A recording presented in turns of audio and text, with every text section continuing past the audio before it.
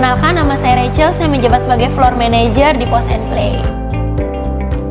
Awal mulanya nih, owner ini kan suami istri nih, mereka suka pergi traveling ke luar negeri. And then di luar itu mereka lihat, wah ada konsep yang seperti ini. Akhirnya mereka adaptasi konsep itu, and then bukalah di Indonesia. Pause and Play itu konsepnya adalah first futuristic resto, bar, dan games pertama di Indonesia. Kenapa bisa disebut kayak gitu? Karena kita ada 3 lantai nih. Nah, lantai pertama itu kita ada arcade games. Gamesnya macam-macam, kayak ada basket, bowling, hoki, soccer, dan lain-lain. Nah, bisa sambil makan juga di lantai 1, kita ada restonya. Nah, untuk next di lantai 2 itu kita ada VR pertama di Indonesia. VR yang nggak ada di tempat lain nih. Nah, itu tuh yang menarik untuk orang tuh datang ke tempat kita. Untuk F&B-nya sendiri kita itu ada menu Western, Asian, sama Indonesia campur, semuanya ada. Buat pengunjung yang makan sama minum di tempat kita, itu tuh kita sediain yang namanya free board games. Jadi bisa sambil nunggu makanannya datang, bisa main board game di atas meja. Unique selling point-nya itu kita ada di lantai 2. Nah, itu tuh VR. Kenapa kita bisa bilang itu yang paling best di sini ngejual? Karena di tempat lain belum ada nih VR yang seperti itu.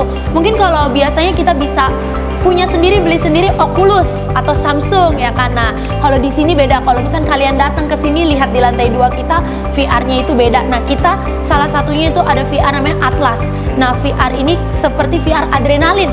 Kayak misalnya kita ke Dufan, kita naik biang lala, naik roller coaster. Mungkin kan kita takut nih mesinnya berhenti tengah-tengah di atas gitu kan. Wah, bisa kenapa-napa. Nah, kalau di VR ini kita ngerasain bener-bener kita lagi di atas, bener-bener kita ngerasain kita di dalam roller coaster atau biang lala, tapi ini tuh dalam bentuk VR. Jadi kalau berhenti di tengah, kita nggak bakal kenapa-napa. Jadi sejujurnya kita ini kan F&B yang bisa dibilang menengah ke atas ya, bukan yang terlalu di bawah.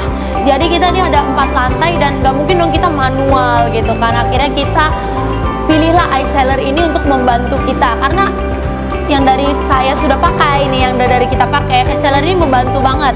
Karena real time, begitu kita input, langsunglah dia bisa masuk ke kitchen atau ke bar untuk menurunkan makanan dan minumannya juga. Orderan begitu di input, langsung dibuat. Terus juga kalau misalkan kita pakai iSeller, dari segi payment itu kan bisa multi ya, banyak gitu, bisa pakai QR, debit, kredit, semuanya bisa, dan disupport sama iSeller juga kan. Terus juga untuk dari inventory, kita di office juga bisa ngelihat semua stok-stokannya gitu kan. Terus juga bisa lihat real saat itu sales kita berapa nih ya kan. Apa sih penjualan yang paling lakunya, semuanya itu udah bisa kelihatan di iSeller. Jadi kita memilih iSeller tuh,